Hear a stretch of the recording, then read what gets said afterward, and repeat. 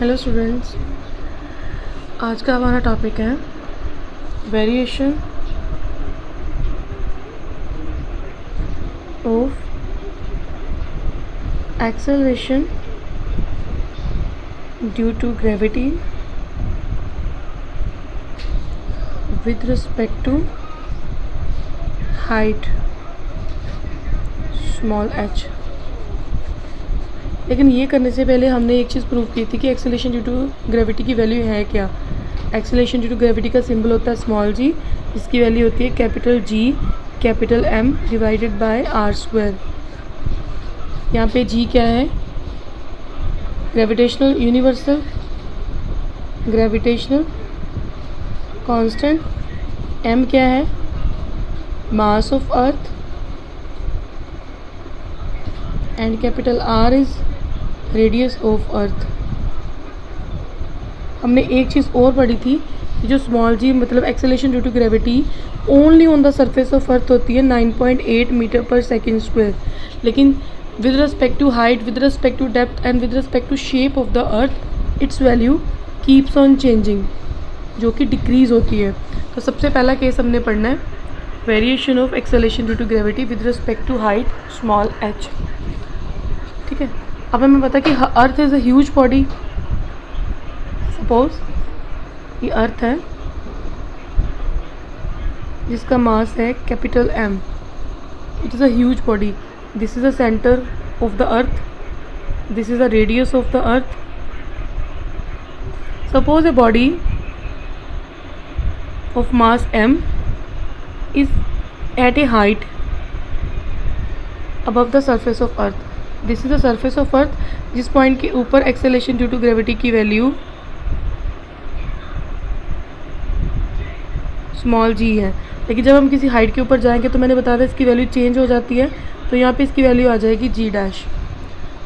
अर्थ के सेंटर, ये जो वो सेंटर है अर्थ का जहाँ पे पूरे के पूरे अर्थ का मास कॉन्सेंट्रेटेड है, पूरे के पूरे अर्थ का मास इसके सेंटर ऑफ मास के ऊपर टिका हुआ है। तो हमने जो भी डिस्टेंस मेजर करनी है इसके सेंटर से लेनी है। तो सेंटर से लेके सरफेस ऑफ अर्थ तक की डिस्टेंस क्या है? इसका रेडियस कैपिटल R, जो कि होता है 6400 kilometres.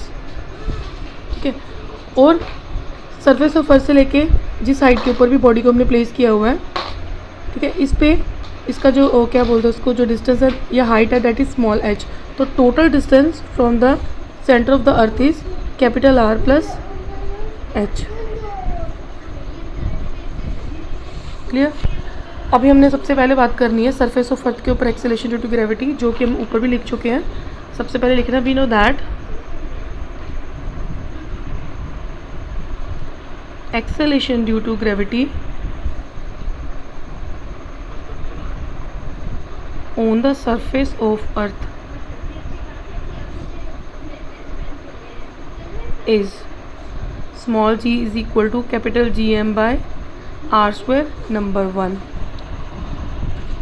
Now consider a body ये वाली of mass small m is at a height h above the surface of earth।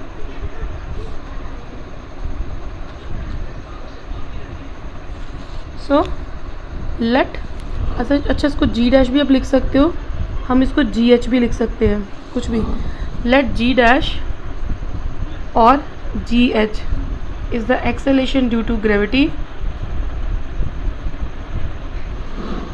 इस पॉइंट को हम दे लेते हैं A, इसको B, एट पॉइंट B, मतलब हाइट पे इस पॉइंट के ऊपर।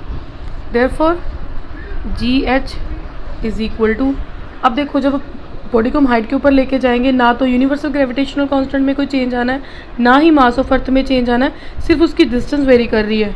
क्योंकि सरफेस ऑफ अर्थ तक तो इसकी कैपिटल R थी, जिसको हम रेडियस बोलते हैं, लेकिन जब हाइट के ऊपर लेके जाएंगे तो उसकी डिस्टेंस में h इंक्रीज, जो h है वो ऐड हो जाएगा, तो टोटल डिस्टेंस थी R प्लस h।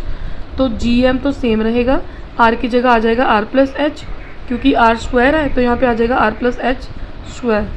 और क्योंकि हमने acceleration due to gravity on the क्या बोलते हैं विद रिस्पेक्ट टू हाइट करनी है, GH निकालनी है, तो हमने क्या करेंगे डिवाइडिंग 2/1, क्योंकि मुझे GH की वैल्यू चाहिए। डिवाइडिंग 2/1, तो 2 है GH, 1 क्या है G, is equal to GM divided by R plus H whole square, इधर GM/R², GM कट गया, ये आ जाएगा R² divided by R plus H²।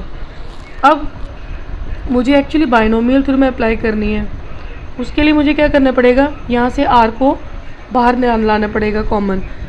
अब R का स्क्वायर भी साथ में आएगा, R² ब्रैकेट में क्या रह जाएगा R की जगह 1 प्लस, यहाँ पे R नहीं था, यहाँ पे क्या आ जाएगा H/R होल स्क्वायर, ये कट गया।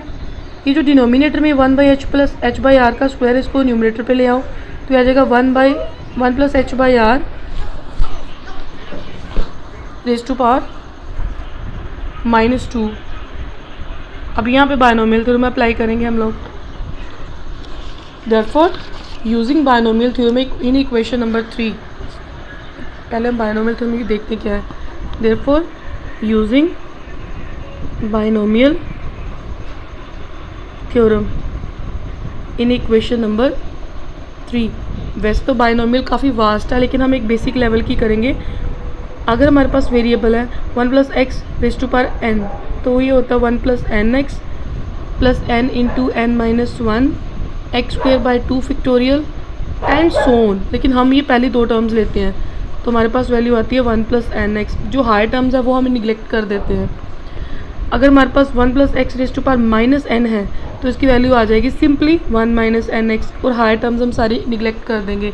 तो इसने बोला इक्वेशन नंबर 3 में इसको यूज़ करना है, तो हमारे पास इक्वेशन नंबर 3 क्या है, दैट इज़ GH/G क्या था 1 minus H/R, 1 plus H/R raise to power -2।